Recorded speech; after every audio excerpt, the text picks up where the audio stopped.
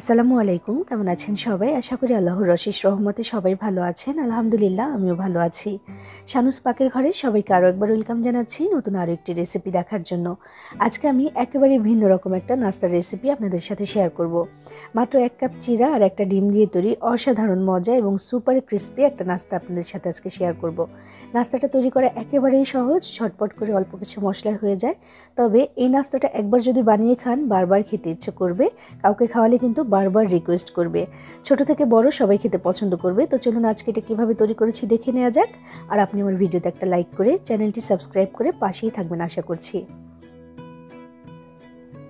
বিসমিল্লাহির রহমানির রহিম। প্রথমেই একটা মিক্সিং বোলে নিয়ে নিচ্ছি 1 কাপ চিরা। এই 1 কাপ চিরা দিয়ে কিন্তু আজকের এই নাস্তাটা হবে। তো চিরার মধ্যে কিন্তু ধান কুড়া এগুলো থাকে, তাই ভালো করে আগে ঝেড়ে নিয়েছি। তো সেগুলো পরিষ্কার হয়ে গেছে, এবার ভালো করে ধুয়ে নিতে হবে।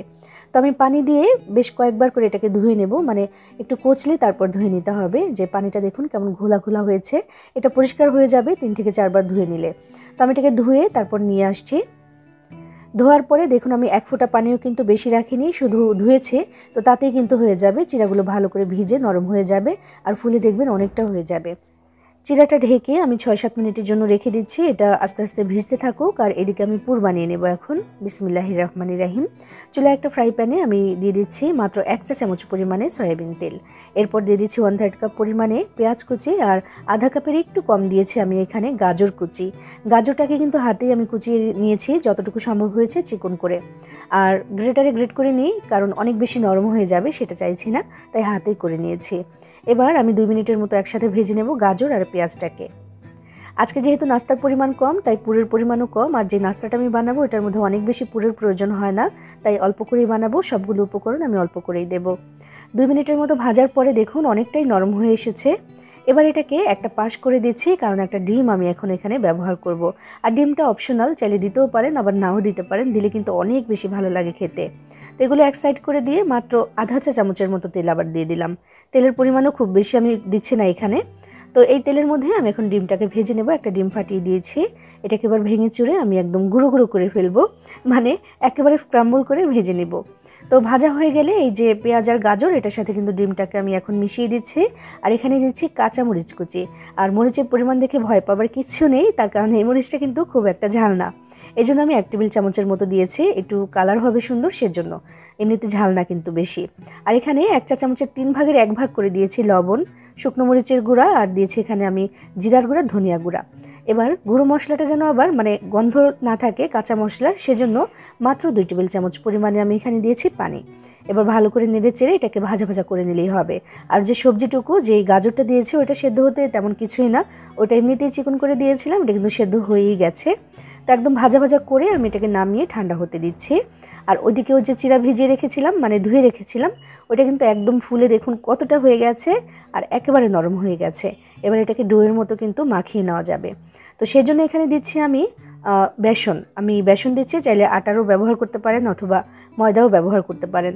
আমি এখানে বেসন দিলাম 2 টেবিল চামচ পরিমাণে, আর সামান্য একটু লবণ দিলাম, দিয়ে এবার হাত দিয়ে ভালো করে মাখিয়ে একটা ডো তৈরি করে নেব। এই ডোটা কিন্তু অনেক স্টিকি হবে, মানে অনেক বেশি আঠালো, তাই মাখানোর সময় যদি বেশি ঝামেলা করে তাহলে কিন্তু হাতে একটু তেল মাখিয়ে নিতে পারেন। তো আমিও সেটাই করেছিলাম, অফ ক্যামেরায় সেটা দেখানো হয়নি। হাতে একটু তেল মাখিয়ে তারপর ভালো করে মাখিয়ে নিয়েছি। অনেক আঠালো একটা ডো কিন্তু এখানে হয়েছে, তবে এত আঠালো কিন্তু আর একটু পরে থাকবে না। তো এটাকে মাখিয়ে নেওয়ার পরে হাতটাকে আমি ভালো করে পরিষ্কার করে আবার একটু তেল মাখিয়ে নেব, কারণ এখন নাস্তাটা বানিয়ে নিতে হবে, সেজন্য একটু তেল মাখিয়ে নিলে কিন্তু আর কোনো ঝামেলা করে না। দেখুন আমি কিছুটা পরিমাণে নিয়েছি এখানে ডো, নিয়ে 2 হাতের মাঝখানে এভাবে করে একটা চ্যাপটা করে নিলাম আর কি। এটা আসলে দেখে বোঝার ব্যাপার, আমি বলে কতটুকু বোঝাতে পারবো বুঝতে পারছি না। তেমন একটু চ্যাপটা করে তারপরে যে যতটুকু সম্ভব হয়েছে আমি একটু দিয়ে দিয়েছি এখানে পুর। অনেক বেশি পুরের প্রয়োজন নেই, আগেও বলেছি, কারণ নাস্তাটাও ছোট, তাই অনেক বেশি পুরেরও প্রয়োজন হয় না। পুরটা মাঝখানে দিয়ে এবার যেমনভাবে মানে আপনার সুবিধা হয় সেইভাবে এটাকে একদম আটকে দিতে হবে, মুখটা আটকে দিবেন, দিয়ে এইভাবে করে একটা গোল বলের মতো করে নেবেন এবং আলতো করে 2 হাতের মাঝখানে এইভাবে করে এটা করে নিতে হবে। তো একইভাবে কিন্তু আমি আরও একটা নাস্তা এখন তৈরি করে তারপর দেখাচ্ছি। এই কাজটা খুব বেশি কঠিন না, আর এভাবে বানালে কিন্তু নাস্তাটা দেখতে খুব বেশি সুন্দর হয়। তো হাতে নিয়ে প্রথমে আমি এভাবে করে আরও একবার একটু মথে নিচ্ছি যেন মসৃণ হয়, সেজন্য। দেখুন একেবারে সহজ একটা কাজ, তবে একটু যত্ন সহকারে করতে হবে যেন আবার ফেটে না যায়। ভাজার আগ পর্যন্ত এটা অনেকটাই নরম থাকবে, তাই একটু সাবধানে করতে হবে এই কাজটা। তবে ভাজার পরে বা ভাজার মাঝখানে থেকেই শুরু হয়ে যাবে, মানে যখন ভাজা হচ্ছে তখন থেকেই বুঝবেন যেটা কতটা বেশি মুচমুচে হয়। তো দেখুন আমি আরও একটা নাস্তা কিন্তু একইভাবে তৈরি করে দেখিয়ে দিলাম। আমি এমন করেই সবগুলো নাস্তা এখন প্রথমে রেডি করে নেব, তারপর দেখাচ্ছি।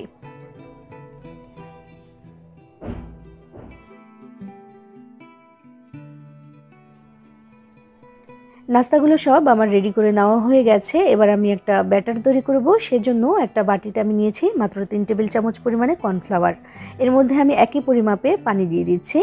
3 টেবিল চামচ পরিমাণে কর্নফ্লাওয়ার, একই পরিমাপে আমি পানি দিলাম, মানে 3 টেবিল চামচ দিয়ে এবার ভালো করে এটাকে প্রথমে মিশিয়ে নিচ্ছি। আর ঘরে যদি কর্নফ্লাওয়ার না থাকে সেক্ষেত্রে ময়দা দিয়েও কিন্তু এই কাজটি করে নিতে পারেন।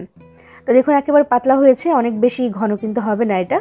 আর যেহেতু যে চিরার মধ্যে কিন্তু কোনো মশলা দেইনি, তো একটু ঝালঝাল বা একটু চটপটা টাইপের করার জন্য আমি এই ব্যাটারটার মধ্যে দিয়ে দিলাম সামান্য একটু লাল মরিচের গুঁড়া, দিয়ে ভালো করে মিশিয়ে দিয়েছি।